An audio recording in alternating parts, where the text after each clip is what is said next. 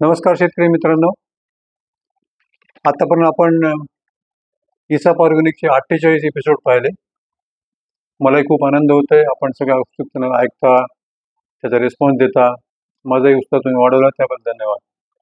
आज आपण इसाप ऑर्गॅनिकच्या 49व्या एपिसोडमध्ये माहिती घेणार आहोत. 48व्या एपिसोडमध्ये मी सांगण्याचा प्रयत्न केला की रासायनिक खतं नेमकं केव्हा सुरू झालं. लिबिक शास्त्रज्ञानं वनस्पती जाळून NPK पाहिजे, अमुक पाहिजे तेव्हा सांगितलं. आणि जेव्हा प्राचीन काळापासून आपण बघतो त्या युगामध्ये, कोणत्याही शतकामध्ये आपण बघतो की त्यावेळेस काही व्यक्तींना अतिशय हुशार असतात व्यक्ती, त्यांना कळते की वैज्ञानिक सत्य काय आहे आणि ते सांगण्याचा जेव्हा प्रयत्न करतात जनतेला, त्या देशातल्या लोकांना, तर त्या लोक विश्वास ठेवत नाहीत, अविश्वास ठेवतात, त्याला वेडं समजतात. रागीट असले, समजा कर्मठ काही धर्मांध असतील लोक, तर ते लोक आपले शिक्षा देतात. याच्यामध्ये गॅलिलिओ शास्त्रज्ञाचं उदाहरण मी दिलं. तो म्हणत होता की पृथ्वी सूर्याभोवती फिरते, चंद्राला स्वतःचा प्रकाश नाही. तिथल्या कर्मठ लोकांनी शिक्षा दिली, त्याला तुरुंगवासात ठेवलं, शेवटी तुरुंगात वारला तो. अल्फ्रेड वेजनर सुद्धा म्हणाला की बा एकच खंड होता, त्याच्यावर विश्वास ठेवला नाही.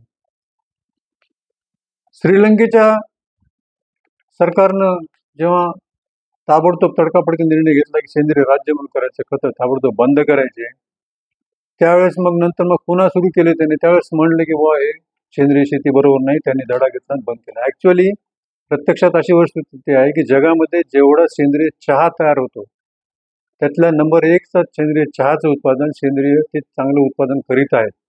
परंतु काही अन्य कारणामुळे त्यांचा लोक अपप्रचार केला लोकांनी. तर असे अल्फ्रेड त्यांनी येऊन सांगितलं आपल्याला की हे सेंद्रिय शेती चांगली आहे.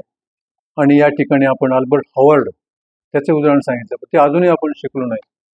तर हे आता आजच्या एपिसोडमध्ये 49व्या एपिसोडमध्ये माझा सांगण्याचा हा प्रयत्न राहील की रासायनिक खताची पिकाला गरज नाही, वरून देण्याची गरज नाही.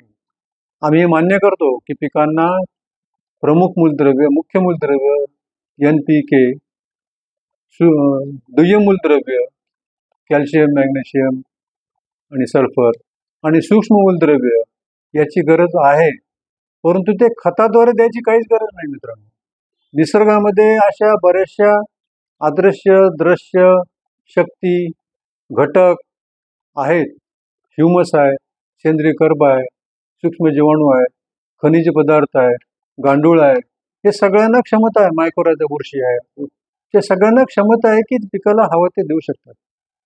सूक्ष्म जीवाणूमध्ये biological transmutation of chemical element, अनुवंशिकता गुणधर्म आहे की ते जमिनीतलं कोणतंही मूलद्रव्य जे कमतरता आहे ते ट्रान्सम्यूट करून पिकाला उपलब्ध करून देऊ शकते. कर्वरन नावाच्या शास्त्रज्ञानं हा सिद्धांत मांडला, त्याला नोबेल पारितोषिक 1993ला मिळालं. तरीही या तथ्याकडे आपले शास्त्रज्ञ, आपण स्वतः शेतकरी, वैज्ञानिक दुर्लक्ष करत आहेत. दुर्दैवानं सूक्ष्म जीवाणू वाढवा, ह्युमस वाढवा, सेंद्रिय कर्ब वाढवा, नैसर्गिक गांडूळ वाढवा, कशाचीही गरज नाही. निसर्ग आपलं वाढवतो. बांधावर, जंगलामध्ये नांगरट कोणी करत नाही, ट्रॅक्टर घालत नाही, तणनाशक मारत नाही, कीटकनाशक मारत नाही, तिथे चांगले येतात उत्पन्न. हे सगळं अंतर्मुख होऊन सगळं विचार करा, असं माझी विनंती आहे. आता या एपिसोडमध्ये आपण अशी माहिती घेणार आहोत की रासायनिक खताची पिकाला का नकोच, रासायनिक खताची काय गरज नाही, कशामुळे गरज नाही आपल्याला. तर त्याचं एक उदाहरण आपण सांगायचं मी प्रयत्न या ठिकाणी करेन की जमीन ही सजीव आहे मित्रांनो, आणि सजीव आहे असं मान्य केल्यावर आपल्याला कोणत्याही सजीवाचं अन्न रसायन नाही. रसायनाची गरज केव्हा आहे? शेवटचा पर्याय येतो, आजारी पडलं रसायन पाहिजे, पण अन्न म्हणून नको त्याला. तर आपण आता उलट करतो, आपण शेवटचाच पर्याय अगोदर देतो. आपण रासायनिक खत अन्न आहे, टाका त्याला. तर हे एक लक्षात घ्या आपण. आणि आपण जर भारताचा अर्थसंकल्प पाहतो किंवा सेंद्रिय किंवा रासायनिक शेतीवर भारतीय चलन किती खर्च होते आपल्याला, तर आजच्या घटकेला आपण लक्षात घ्या की आपण परदेशातून 40% युरिया, 97% स्फुरद आणि 100% पालाश खत आयात करतो. म्हणजे आपला पैसा हे खत आयात करण्यात जातो, जो अनावश्यक आहे. याचं ज्ञान आपल्याला अजून सर्वांगीण समजलेलं नाही, प्रचिती आलं नाही, अधिक संशोधनही झालं नाही, तर होण्याची गरज आहे. सुदैवानं मराठवाडा कृषी विद्यापीठ परभणी या ठिकाणी याच्यावर खूप संशोधन झालं. त्या ठिकाणी डॉक्टर हरिहर कौसडीकर सर आहेत, आमचे गुरु आहेत त्यांनी आणि अन्य लोकांनी बरेच संशोधन केले की रासायनिक खत आपण जे देतो आणि शिफारशी देतो पिकांना की सोयाबीनला 100-50-50, तुरीला 100-75-25 जे काय ते NPK डोस शिफारस करतो, हे जेवढं आपण खत देतो जमिनीला त्या पिकाला शिफारशीनुसार जमिनीला टाकतो आपण आणि अपेक्षा करतो की हे खत त्यांना लागू होईल, पीक चांगले येईल. परंतु संशोधन केलं असं आढळलं, जेवढं आपण खत देतो त्याच्यामध्ये 55% नत्र वाया जाते, 75% स्फुरद वाया जाते आणि 25% पालाश हे एक तर मुळ्याखाली निचरून जाते किंवा उन्हानं उडून जाते किंवा अवेलेबलच होत नाही, हे वाया जाते. म्हणजे आपल्या एवढं खत देण्याचा अर्थ उलट काय होतं, मग त्याच्यामुळे जमिनीचे जैविक, भौतिक आणि रासायनिक गुणधर्म बिघडतात, इम्बॅलन्स होतं. त्याच्यामुळं हे तर मूलद्रव्याचा समतोल बिघडतो. निसर्गानं जमिनीमध्ये प्रत्येक मूलद्रव्याचा एक समतोल ठेवलेला आहे. हे इतकं पाहिजे, हे इतकं ग्रॅम पाहिजे, हे इतकं किलो पाहिजे, हे इतकं PPM मध्ये पाहिजे. हा समतोल जर बिघडला तर जमिनीमध्ये पीक पोषणासाठी मुळ्यांना ते अन्नद्रव्य हवं असलेलं घेता येत नाही. हे सुद्धा प्रयोगाने सिद्ध केलेलं आहे. याच विद्यापीठानं असे प्रयोग केले होते की जमिनीमध्ये आपण जे युरिया भरपूर द्यायलो तर जमिनीमध्ये नत्र या मूलद्रव्याचं प्रमाण जरुरीपेक्षा जास्त झालं तर पिकांच्या मुळ्या मॅग्नेशियम शोषतात, परंतु त्यांना बोरॉन, तांब्र, पालाश हेच शोषून घेता येत नाही. स्फुरद जर जास्त झालं तर त्यांच्या असं लक्षात आलंय की तांब्र, कॅल्शियम, पालाश आणि जस्त हे उचललं जात नाही, मॅग्नेशियम उचलता येते फक्त. आणि पालाशच जर समजा जरुरीपेक्षा जास्त झालं ते लोह आणि मॅग्नेशियम उचलण्याची क्षमता मुळ्यांची कमी होते. कॅल्शियम जास्त झालं तर स्फुरद, पालाश, मॅग्नेशियम, जस्त, मॅंगनीज, लोह, बोरॉन हे नत्र शोषणात अडचण होते त्यांना. म्हणजे इम्बॅलन्स जे होतं, कॉपर कमी झालं तरी हे असं प्रत्येकाचं माझं संशोधन रिपोर्ट आहे माझ्याकडे. लोहाचं प्रमाण झालं तर काय होतंय वगैरे. म्हणजे थोडक्यात सांगायचं म्हणजे की असंतुलन पिकांना आवश्यक पीक पोषणासाठी आवश्यक असणाऱ्या मूलद्रव्यांचे असंतुलन झालं तर शोषण घेत नाहीत. मग आपण खर्च तर करत राहतो, तो वाया जातो पूर्ण, आपल्याला पीक उत्पादन देत नाही आणि लागवड खर्च वाढत झाल्यानं आपल्याला पिकाचं उत्पन्न नाही मिळालं, मग नेट प्रॉफिट कमी होतो आणि शेवटी कर्जबाजारी होऊन शेतकऱ्याला आत्महत्या करायची पाळी होते. दुसरं एक तथ्य लक्षात घ्या, महत्वाचं तथ्य असं आहे की रासायनिक खतामुळे पिकांना जे आवश्यक आहे ते ह्युमस कधीच तयार होत नाही. तुम्ही किती खत टाका, ह्युमस तयार होणार नाही. उलट ते भौतिक, रासायनिक आणि जैविक गुणधर्म बिघडतात आणि त्याच्यामुळे नवीन रसायने तयार होतात आणि आर्सेनिक आणि लेड प्रिपरेशन असे विषय द्रव्य जे तयार होतात आणि ते सूक्ष्मजीवाला, माणसाला घातक आहेत. आणि याच्यामध्ये आपल्याला कॅडमियम, आर्सेनिक या विषय द्रव्यामुळे नवीन आजार सुद्धा उद्भवतात. कॅरल नावाचे एक शास्त्रज्ञ आहेत, त्यांनी असं सांगितलं की रासायनिक खतामुळं जमिनीची सुपीकता म्हणजे फर्टिलिटी, जमिनीची उत्पादकता म्हणजे प्रोडक्टिव्हिटी कधीच वाढणार नाही.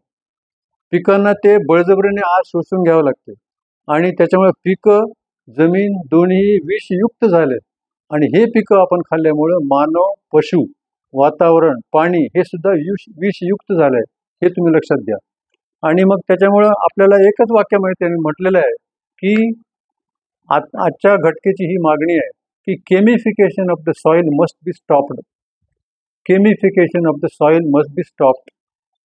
याच्यामध्ये बरेच उदाहरणं दिलेली आहेत त्यांनी की डॉक्टर काय म्हणतो, डोळ्याचा आजार झाला, आपण गेलो डॉक्टरकडे की तुम्ही गाजर खा, कारण गाजरमध्ये कॅरोटीन आहे. असे प्रयोग झाले की गाजर सेंद्रिय पद्धतीने घेतलं तर ते कॅरोटीन भरपूर आहे, त्याला रसायने टाकले तर कॅरोटीन हे द्रव्य नष्ट होते. गाजरामध्ये कॅरोटीन राहतच नाही, म्हणजे कॅरोटीन नसलेलं आपण गाजर खातो आणि त्याच्यामुळे ते आपल्याला लागू होत नाही, शास्त्रीयदृष्ट्या सिद्ध झालेलं आहे.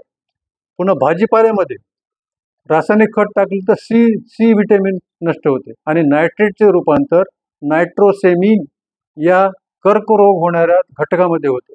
लक्षात घ्या, पुन्हा सांगतो, रासायनिक खतामुळे भाजीपाल्यामधलं जीवनसत्व C नष्ट होतं आणि नायट्रेटचे रूपांतर होण्याच्या ऐवजी नायट्रोसेमिन हे द्रव्य तयार होते आणि हे कर्करोगाला चालना देते. हे लक्षात घ्या मित्रांनो. अतिशय कोणतेही विधान मी शास्त्रीय आधार आहेत, माझ्याकडे संदर्भ आहे, संशोधन अहवाल आहेत, त्यामुळे तुम्हाला जागरूकता करण्यासाठी मी तुम्हाला हे सांगतोय मी. आणि या ठिकाणी मी नेहमी बीडी कॅलेंडरचा उल्लेख करतो. तर जून याच्यामध्ये जूनमध्ये तुम्हाला जर सोयाबीन, तूर, कापूस वगैरे लावायचा असेल तर 12-13 तारखेला लावा.